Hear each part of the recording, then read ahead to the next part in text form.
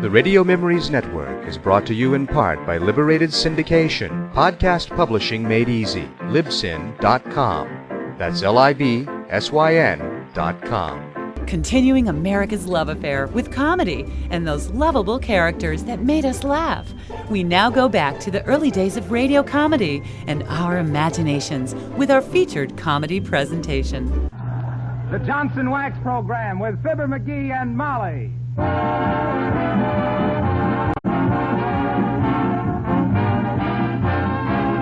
The makers of Johnson's Wax and Johnson's Self-Polishing Glow Coat present Marion and Jim Jordan as Fibber McGee and Molly, with Bill Thompson, the King's Men, and Billy Mills Orchestra. The show opens with, Ooh, What You Said.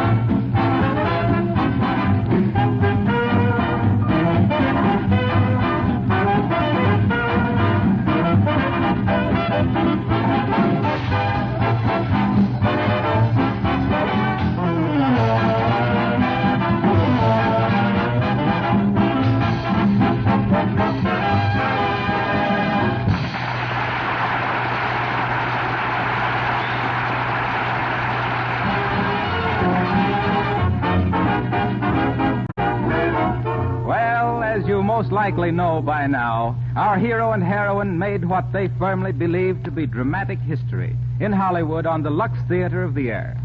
And here, glowing with triumph and swelled with success, eagerly looking forward to the plaudits of their friends, here, speeding homeward as fast as modern streamlined transportation will carry them, yes, here on the bus, approaching Wistful Vista, we find Fibber McGee and Molly.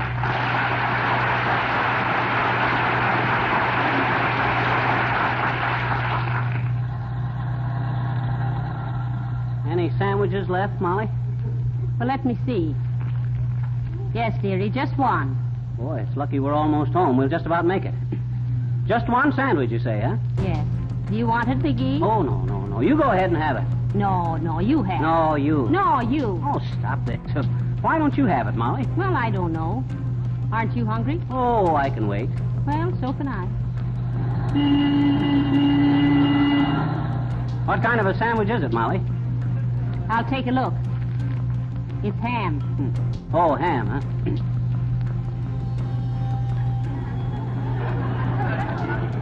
With mustard? Let's see. Yes, with mustard.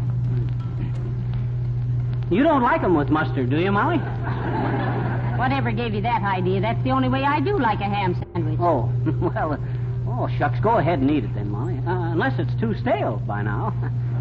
I'd hate to have you eat a stale sandwich. Personally, I don't mind stale bread.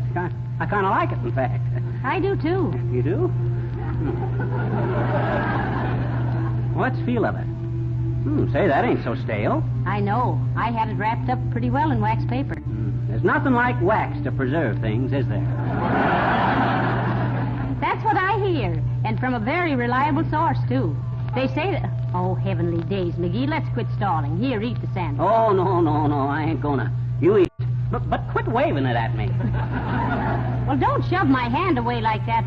Oh, look out now. Oh, shucks, you dropped it on the floor. I'll get it. McGee, leave it lay. It's all dirty by now. I know it. I just wanted to shove it under the seat so we wouldn't trample all over it. Can't tell any sandwich under the seat.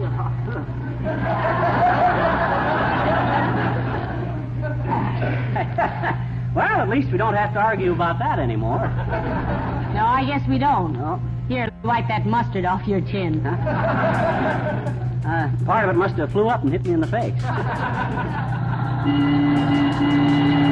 Oh, look, we're getting close to town, McGee. How can you tell? We're sideswiping more cars. Well, the old town hasn't changed much since we've been away. We've only been gone a week, foolish. Huh? Oh, yes. Well, it's been a wonderful experience. Working with all them actors. Oh, yes, indeed. Cecil B. DeMille. Yeah. Did you hear DeMille asking my advice about directing? No, I didn't. Why should he ask your advice about directing? I don't know, but he did.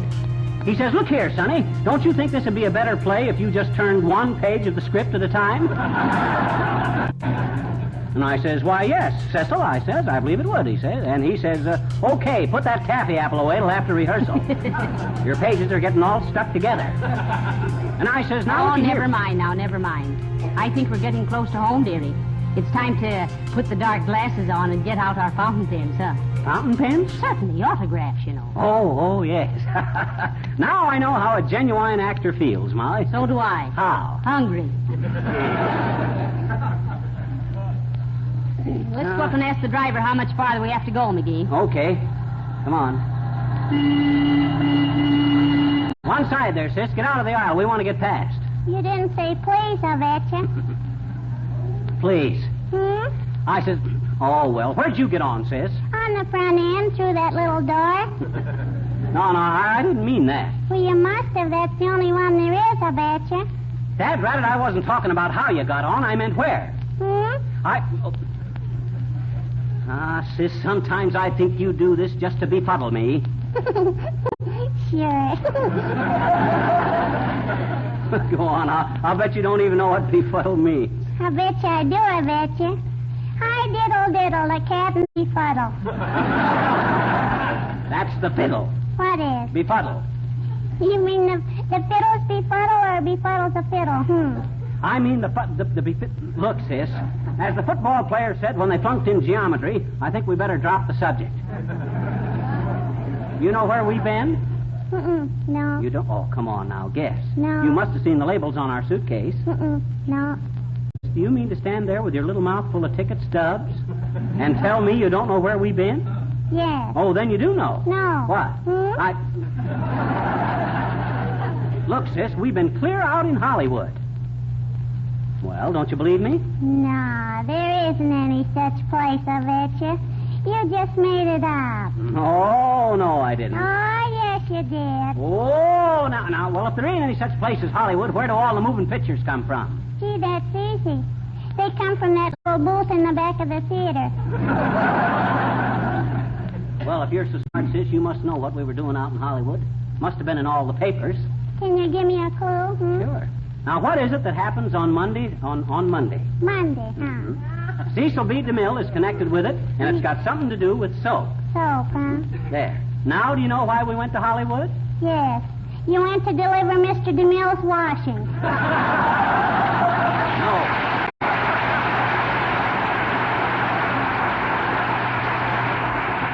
Well, come on, dearie. You can't make an impression on anything that small. I'll bet she's cute out in the garden in her little sunbonnet, giving the bees and the flowers the lowdown on life. Say, McGee, do you want me to talk to the driver, or will you? Oh, you ask him, Molly. Men drivers are more used to having women talk over their shoulders. All right.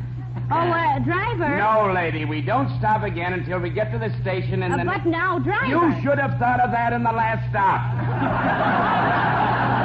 Now go back and sit down until we get into... Now, take it easy, Bud. We just wanted to know how... Wistful Vista.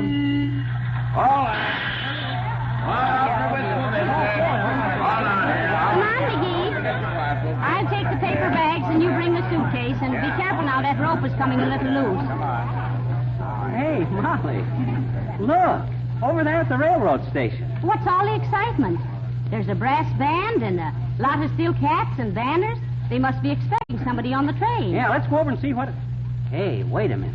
I know who they're waiting for. Who? Us. What? Look, who is it that's just come back from scoring a tremendous success in Hollywood? Why, oh, McGee, you don't Why, think of that... course. They probably expected us to be all swelled up and come home in a private car on the streamlined train. Well, oh, but what'll we do? The streamliner isn't due for 30 minutes. No, but look.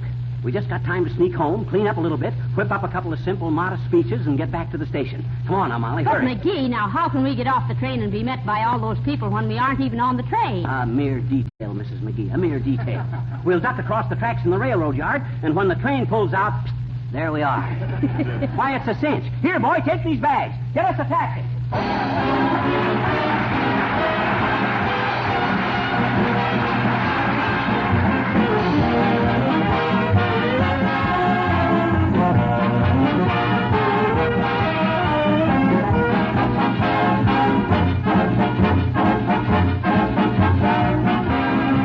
While we're waiting for Fibber and Molly to return, I'd like your attention for just a minute.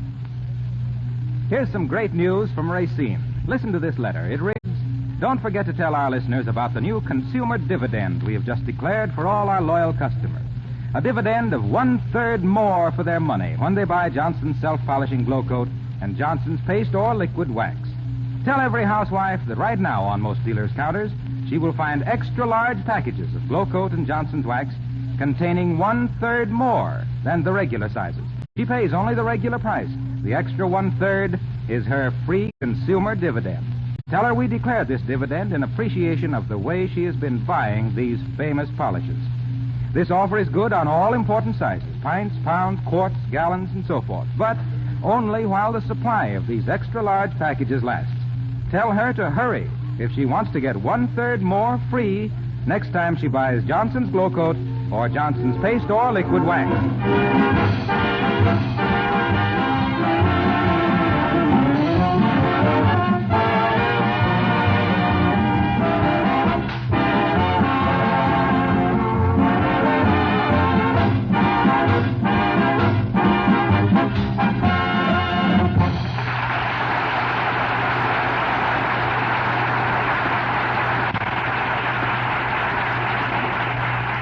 Hurry up, Molly. We ain't got much time. You find me a clean shirt? Yes, I laid it on the bed, dearie. Did you find yourself a bite to eat? Yep, and I found a half a cake in the bread box. Heavenly days, I baked that cake for my birthday 2 weeks ago. Oh. Wasn't it pretty dry? Yeah, it was too dry to eat, but the candles were good. If I get the wick-ups, you'll know what done it. Don't you get it, Molly? Wick-ups, hiccups? Ain't funny, McGee. I shouldn't have explained it. Should have left it for the smart ones. Now, McGee, that train's due in 20 minutes. Better hurry and shave. Shave? And wash all this makeup off? Well, then, Mr. Muni, if you're going to leave that makeup on, you better touch up your eyeshadow a little. Why, what's the matter with it? I had the best makeup man in Hollywood apply that there eyeshadow there. That was quite a while ago, dearie. It isn't quite even now. Huh? Your right eye looks dreamy and your left eye looks sinister. Well, I'll tell him I was playing a dual role. I'll say, how about my speech? I suppose I got to say something to the welcoming committee. Well, you Let's should. see now. Yeah. Folks, that's kind of homey and democratic. Yeah. Folks, I wish to thank you for this tremendous ovation on behalf of myself and my supporting cast, Molly McGee. We're glad... Where do you get that supporting cast? What am I, a splint on a broken leg? Oh, well, shucks, this is just tentative. Oh, dear, don't answer it. I'll peek through the curtains. Oh, it's Billy Mills and Uppy. Shall I let him in? No. Goodness, no. She's too gabby. We'd never get to the station. Why does she keep coming around here anyway? We don't encourage her any. To her, we're just common people. Search me. Water ought to seek its own level, even if it is just a big drip. Hey, take a peek at the tender way she hangs on to Mills, will you? Yeah. Like she was a campfire girl and he was her marshmallow. Quiet, dearie, not so loud. Oh, apparently the McGees are still away. Well, let's not linger any longer, precious. Okay, if that's the way you feel, Bubbles. I just thought this gazebo might give me the lend of a swallowtail suit till mine got here. Oh, really, I don't think Mr. McGee has one to lend you. He always struck me as being a rather uncouth person. Well, you hear that, Molly? I like that. Don't you worry, dearie. You're just as couth as any man in town. Yes, couther, in fact. And Mrs. McGee, oh, my. Did you ever notice the way she dresses? Positively dowdy. Howdy, Dowdy. Well, Well, there's no use sticking around this dot any longer, Cookie. We'll come back tomorrow and borrow McGee's outfit. Oh, you will you? Oh, Dr. Mills, may I call you William? Just call me Willie. Well then, Willie, now that we're alone, there's something I've wanted to ask you for a long time. Hey, what's this? I don't just know how to say it, but this being leap year... Heavenly days, she's proposing to him, McGee. And seeing that you and I... Well, that is that I and you are... Well, rather we are... Oh, Willie, can't you see what I'm driving at? You women drivers. What is it, Bubbles? Oh, tell me, Willie, is it true that you sleep with your mustache in a snood?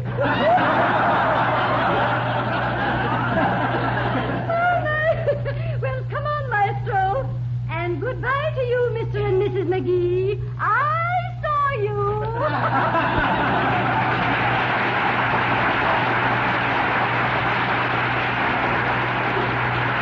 Why, McGee, they knew we were here all the time. The dirty eavesdroppers. Well, McGee, we got to get a move on now. And I got to get this speech in shape. All right, and then get that clean shirt on. Yeah. I've got to iron the slip. Now, I want you to be ready when I get Now, through. let me see again. Folks, it is with a tug at our heartstrings that we come back to Wistful Vista. A tinged feeling, perhaps. McGee, Huh? McGee, Fibber, you know what I did? What? I left town with me electric iron turned on, and it's burnt up me ironing board and blown all the fuses in the house. The ironing board? Oh, dear, come in. Well, glad to see you back, folks. How was everything in Hollywood? Oh, wonderful. Thank you, Mr. Wilcox. Simply wonderful. Great place, Hollywood, Harlow. Those people do anything to make you happy. Why, I happened to say to a guy Sunday, I says, look, Bud, I says, what's so unusual about this California weather? I says, and you know what? In 10 minutes later, they put on an eclipse of the sun. Well, look, Molly, did you meet Clark Gable? No, but when we were down at the beach one afternoon, I did sit in one of his rowboats, I did. Molly, that CG painted on that boat meant Coast Guard. But if you'll excuse me now, Harlow, we got to get going because What's your hurry? Well, confidentially, there's a big crowd at the railroad station to welcome us, Mr. Wilcox. Yeah, they didn't know we were coming home by bus, and I ain't even got my speech ready. I got to get going. Well, hey, wait a minute. I can help you with your speech, Fibber. I've spoken from practically every floor in town. Oh. Now, look, Fibber, all you have to do is be straightforward, sincere. Let them see that success hasn't changed. Well, I thought of that. And then say something like, folks, we know that one big broadcast is not a real test of our dramatic ability. Why? Why, we've no more than scratched the surface. Look out. And surface scratches on floors and furniture can easily be avoided by using Johnson's wax, the finest protection that money can buy for all wood surfaces. Good housekeepers everywhere say that Johnson's wax is the greatest...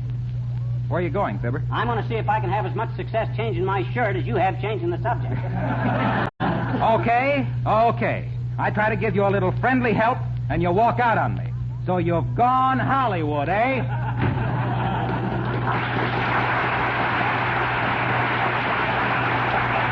My, he certainly is persistent, isn't he, dearie? Yeah, you can't sidetrack a guy with a single-track mind, Molly. Where'd you say you put my shirt, Molly? On the bed, dearie, and while you hurry and change, I'll make a quick cup of coffee. Oh, no, I can't either. There's no electricity. Dad rat it, we got more stops than $1 million pipe organ. I said that line right.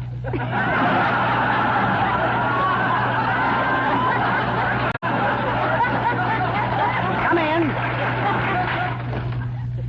Hello there, Johnny. Hello, daughter. Want to buy any books? Got some dandy ones here. Here's a good one by James Joyce. Smart young feller. Writes nothing but double talk. No, thank you, Mr. Oldtimer. I don't believe we want any books today. Hey! We don't have much time for reading these days, my good fellow. Our theatrical work, you know. Oh, theatrical work, eh? What you in, kids? Burlicue? No, we ain't in Burlicue. Heavenly days, I hope not. No. Imagine me, Gypsy Rose McGee. Yeah, imagine that. Well, what's so funny about it? I suppose you think I haven't got the... I suppose you mean I...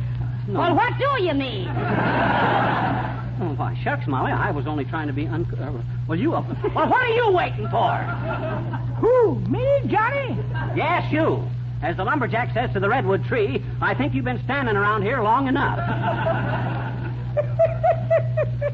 That's pretty good, Johnny. But I heard a slightly different version.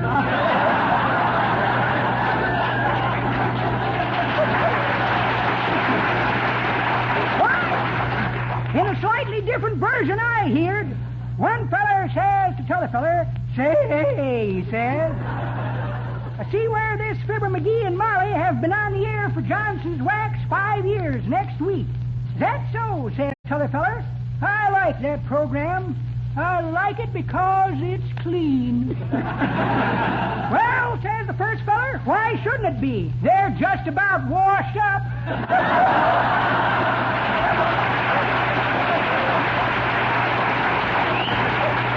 So I thought that was, say, if you kids are in show business, how about buying a good scrapbook? Oh, that's an idea, McGee, a scrapbook. Now you're talking, old-timer. Give us the best one you got. Here you are, Johnny. $2. Thanks. Here's $2. Much obliged. For 50 cents more, I'll leave my right thumb for a bookmark. So long, kid.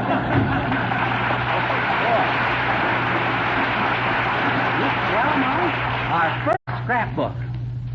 Why, that dirty... Why, what's he mean, scrapbook? Why, what is it? Look, how to box in 10 easy lessons. The King's Men singing a medley from Pinocchio. Why does the gay little dicky bird sing? Tweet, tweety, tweet, tweet, tweet, tweet. Who puts the thing in the butterfly's wing? What's the reason for the smile of the troubadour? Why does the breeze have a barrel of fun? Ooh, ooh, ooh. Even the bee who's the son of a gun. Here's the wherefore and the why. They got no strings, neither have I. Got no strings to hold me down, to make me fret or make me frown. I had strings, but now I'm free. There are no strings on me. Hi-ho, the merry-o. I'm as happy as I can be, and I want you all to know nothing ever worries me. I've got no strings, so I have fun. I'm not tied up to anyone. How I love my liberty. There are no strings on me. Happy little chap with a feather in his cap. So they made me of wood. I never give a rap. Always doing good as a little puppet should, chasing each gloomy day away. Little wooden feet, and best of all, little wooden seat, in case you fall. Little do you know, and yet it's true, that I'm mighty fond of you. Funny little toy, go play your part, bring a little joy to every heart.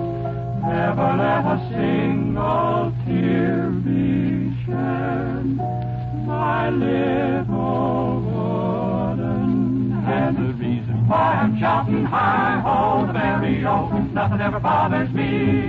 I want the world to know there are no strings on me. Oh, got no strings, I have fun. I'm not tied to anyone. How I love my liberty.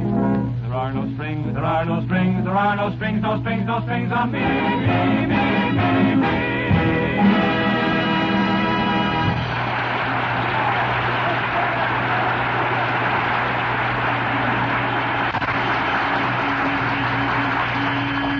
Come on, McGee, here's our taxi. Grab the suitcase. Okay, I'm coming. Are you the Mr. Ronald McGee that called for a cab, Doc? Why, yes, I am, Bud. What's this Ronald business, McGee? Oh, well, shucks, what kind of a name is Fibber for a big actor? I was just trying out a couple of new ones is all. Get in, Molly. Where to, Doc? Now, look, Bud, we want to go to the Union Station in a hurry. Yes, we're coming in on the streamliner and some people are meeting us. Now, wait a minute, lady. You just coming in on the streamliner? Well, we really come by bus, you see. We're not here yet. Where are you? We're on the train. You just want to go down to the station? That's the idea, Bud. They don't realize we got here before the train did. So you got here before the train did? Yes, and it's due any minute, so hurry. Look, Doc, I don't like to be pedantic. You know what I mean? But if yous is going to meet a train which yous is riding on, how can yous get off long enough to meet yourselves coming in? Look, Bud, time's a-wasting. Let us worry about the more abstruse aspects of the case. You just get us down to the station in time for the streamliner. Okay, Doc. Here you are. $1.40. Okay, Bud, here you are. And 5 minutes to spare, too. Gee, thanks. I hope the train ain't late so you don't keep yourself waiting.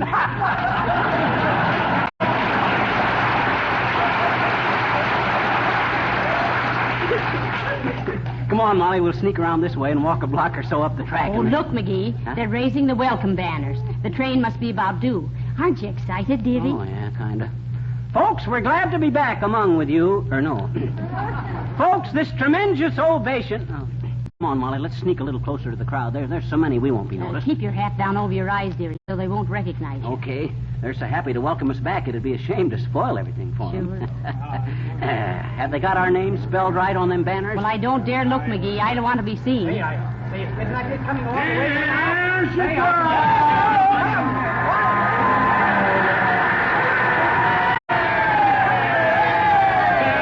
There she goes!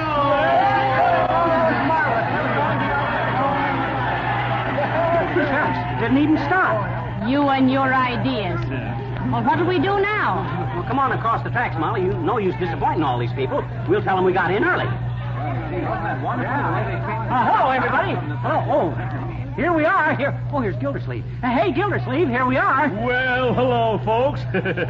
Wasn't it wonderful? Did you see her? Wait a minute. Where's everybody going? Tell them to come back. See who? Mrs. Roosevelt. She just passed through on the streamliner. Oh, dear, and I thought this was my day. Well, it certainly was an inspiring sight, McGee. Yeah. Well, come on, Ma. The balloon's gone up. Well, I see you're all dressed up and have your suitcases with you. Here you going someplace, McGee? Going? We've been. Is that so?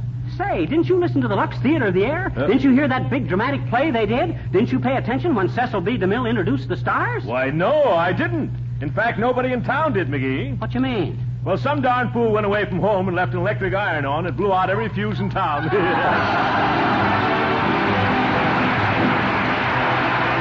Fibber and Molly return, I'd like to say a word about beauty. Smart women know that it's important for them always to look their very best for their own satisfaction and to make the proper impression on their friends. That's the reason for facials and permanents and all stuff like that there, as Fibber would say. Smart housekeepers know, too, that it's important to have their homes as attractive as possible. This doesn't mean expensive furnishings. It can be accomplished easily with very slight expense by giving floors, furniture, and woodwork that rich, mellow, glowing beauty that comes with the regular use of genuine Johnson's wax. Johnson's wax protects as well as beautifies, and it saves housework throughout the year. Dust and dirt cannot collect on a smooth wax-polished surface. That's why Johnson's wax has so many extra uses for protecting windowsills, lampshades, picture frames, leather goods. You can make your home more attractive and save yourself work with a regular use of genuine Johnson's wax, paste or liquid. Just imagine, McGee. Next week we've been 5 years on the air for Johnson's Wax. Funny you should mention that. I just got a telegram about it from one of our listeners. Did you really? What'd he say? Now, here, I got it with me. He says, my family have listened to you faithfully for past 5 years. Feel that there is strong bond between us. Oh, isn't that sweet? Yeah, but listen. He says, because we never go anywhere on Tuesday night. And neither does your program. Good night. Good night, Hog.